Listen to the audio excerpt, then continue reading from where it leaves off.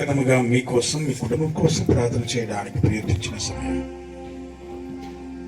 ఇది వరకు ఎన్నో ప్రార్థన కూటంలో కానీ ఈ యొక్క తపకాలములలో దేవుడు నన్ను దీవించాలి, ఆశీర్వదించాలి, కనపరచాలి, నన్ను స్వస్థత గావించాలని ఎన్నో రకాలైన ఆందోళనతో, శోధనతో, బాధలతో మీ కుటుంబంలో ఉన్నటువంటి ప్రతి ఒక్క కార్యమును కూడా దేవుడి పాదాలు ప్రార్థించడానికి ప్రయత్నం చేయండి. ప్రతి ఒక్కరు కూడా నేను చేతులు జోడించి కళ్ళు మూసుకొని ఎదుటి వారు చేస్తున్నారు అనేబడిన ఆందోళన పడకుండా మీకోసం, మీ బిడ్డల కోసం, మీ కుటుంబం కోసం ప్రార్థన చేయండి. మీరు విశ్వాసముతో ఏమి అడిగిననో, నా పేరిట మీరు ఏమి అడిగిననో తప్పకుండా మీరు పొందుదురు అని పలికిన ఓ యేసయ్యా, ప్రార్థింపుము, నా పేరిట మీరు ప్రార్థింపుము.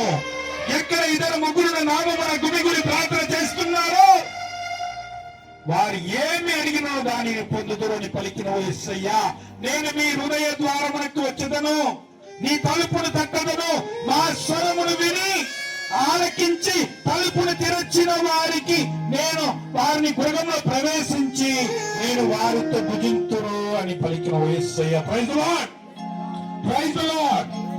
ఈ పవిత్రమైన సమయంలో మీ కుటుంబం కోసం ప్రార్థన చేయండి.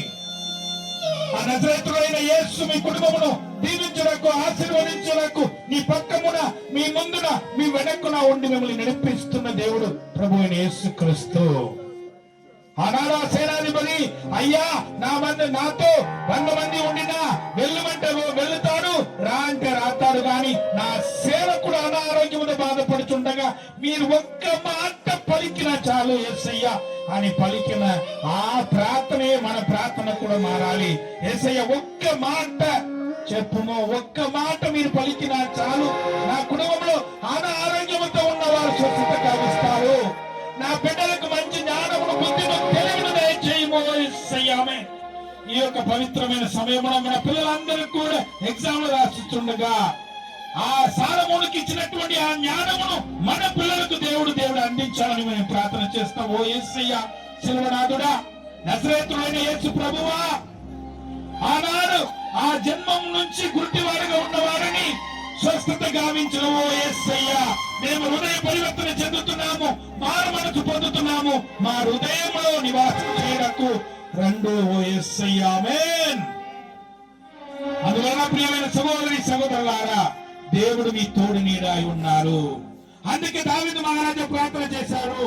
కీర్తనకారుడు 27:4వ అధ్యాయంలో చేసిన ప్రార్థన ఏమనగా, నా జీవిత కాలంలో దేవుడితో నేను ఒక వరం కోరుకుంటాను, నేను దేవుని ఒక ప్రార్థన మందిరములో నేను వసించాలి, ఆ దేవుని కరుణను నేను నా జీవిత కాలమంతా చూడాలి, నా కుటుంబములకు కావలసిన సలహాను దేవుడితో నేను అడుగుతాను అని దావీదు మహారాజా చెప్పిన గొప్ప మాట మన యొక్క ప్రార్థనగా మారాలి.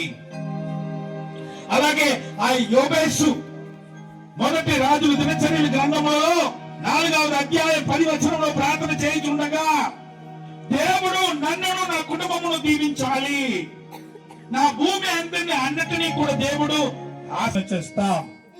అందువలన ప్రియమైన సహోదరి సహోదరులారా, నా ముందున్న ఓ దైవ ప్రజలారా, మీరు విశ్వాసముతో ఏమి అడిగినను మీరు పొందుదురు అనబడిన ఆ విశ్వాసం కలిగి ప్రార్థన చెయ్యండి.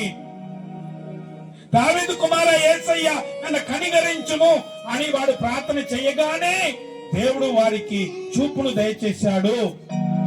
అయ్యా, మేము కుష్ఠరోగముతో బాధపడుచున్నామని చాలా దూరముగా ఉండి వాడు ప్రార్థన చేయుచుండగా వాడి కుష్ఠరోగమును తొలగించిన దేవుడు మనకు కూడా మంచి ఆరోగ్యం ప్రసాదించాలని